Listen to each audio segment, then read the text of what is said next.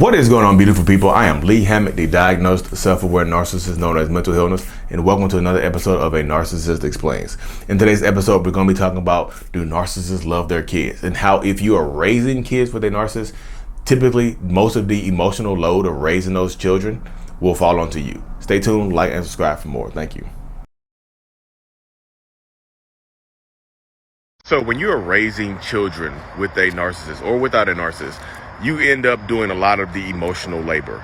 And if you're new here, I'm a narcissist. Actually, I have narcissistic personality disorder. A lot of people ask me, like, do narcissists love their children? And typically I respond with, how are they treating those kids? And things like that. So with me being diagnosed with narcissistic personality disorder, I also have 3 children.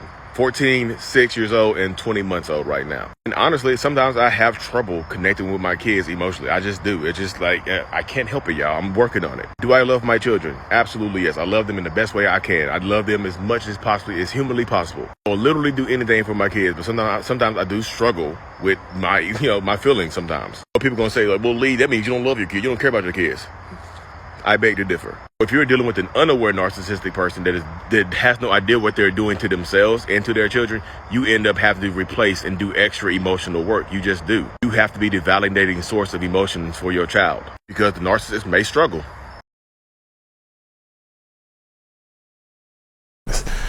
Welcome back, y'all. So, do narcissists love their children? This is one of the age-old questions that I get on my page a lot. I get this on my page a lot. Like, do you love your kids or whatever? Or sometimes when I do like little short videos with my kids in it, I had somebody comment on my TikTok last night, don't put your kids on her. You don't love them. I don't go back and forth with people online, y'all. I just block this person and just like, if y'all don't think I love my kids from the work that I put in and the demonstrations that I do and stuff like that, I don't know what to tell y'all. So do I love my children? Yes, absolutely I do. Do some narcissists and toxic people not love their children? Yes, they absolutely don't. You can tell by the way that they're treating those kids. So typically I ask people, like, how are they treating those kids? How are they treating those children and things like that? And typically if they're treating the kids bad, or not typically, sometimes they're treating the kids horribly. Sometimes they're dismissing the kids' feelings. They're dismissing the kids' emotions and things like that. The children's emotions don't matter. They're competing with the children. They're actively trying to hold their kids back to keep them from passing them in life. You know what I mean? If that narcissistic parent only has a high school diploma or a GED or something like that, they'll try to hold their kids back from going to college. Do you think they love that child that they're trying to actively hold back in life to make themselves feel better? Like they went further in life than that narcissistic person? I mean, yeah. Do you see how that works right there? How are they treating their kids? So me, I love my kids to the greatest amount of ability that I can. As much as a narcissist can love, that's how people say it. But I work on myself. This has been a journey of 17 years of personal development. I tell people, I've been working on myself since I was 21 years old. Psychotherapy for 5 years. Personal development for 17. Continuous. It took a while for me to get here.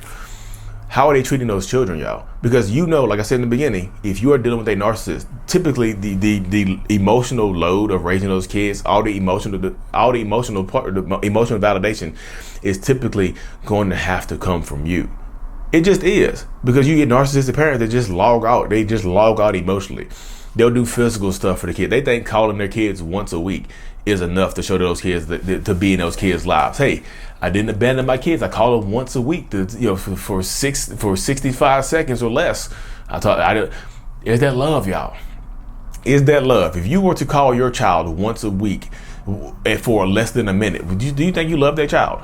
Or you just trying to appear that you love that child to other people? You can't say, I call my child all the time. Blah, blah, blah, blah, blah, blah, blah. You see how that works though, y'all? A lot of narcissists out here are actively trying to hold their kids back. That's why I say, if you are co-parent with a narcissist, you're going to have to carry the emotional burden. It's going to fall in your lap. I know it doesn't sound fair, but that's the way it is. You want the emotional load to fall to that toxic ass narcissistic person that you're dealing with, that is emotionally immature, that is emotionally unavailable. So they show love through physical stuff. Hey, I love my kids. Here's a gift. Not a hug, not some validation, not anything like that. Here's a gift. Here's a gift card. Here's a PlayStation controller. Here's a Nintendo Switch. Here's something like that. Here's a baby doll. They show love through physical stuff. So the emotional part of it is going to fall onto you.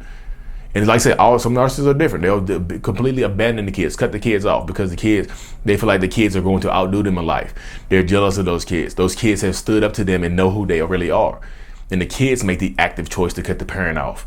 You mean the other parent, of course, the narcissistic parent that is absent in that child's life is going to blame the other parent. You indoctrinated my kids. You keep my kids away from me. Rabble, rabble, rabble.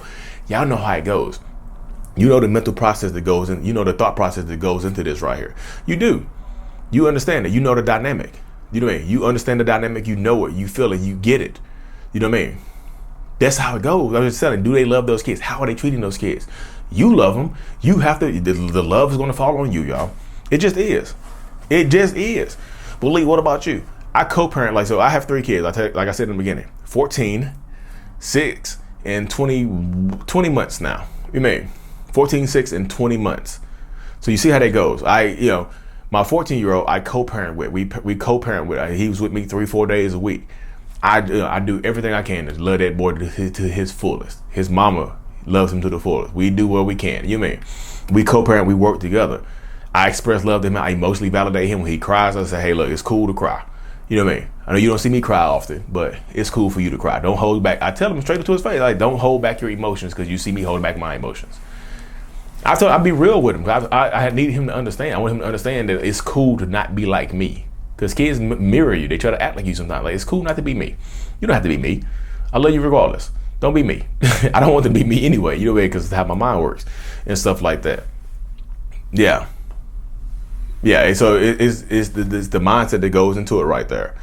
It's the mindset that goes into everything. No, so I just feel like what you have going on now, what the world is showing you, and what the people are dealing with, it just kind of shows you, like, sometimes the narcissists, they just are not going to be emotionally available to their children.